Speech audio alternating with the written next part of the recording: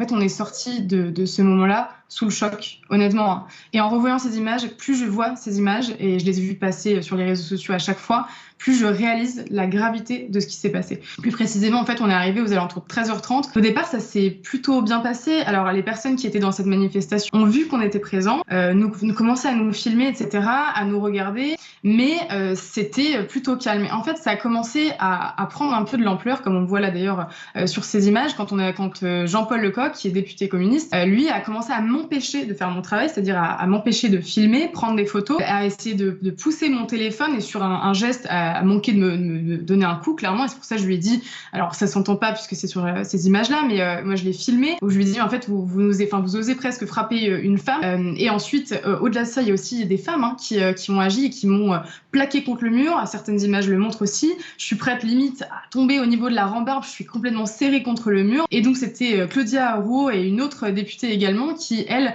je leur ai dit, vous me faites mal, madame, vous êtes en train de me faire mal. Et elle m'a dit, bah t'as qu'à te dégager, dégage.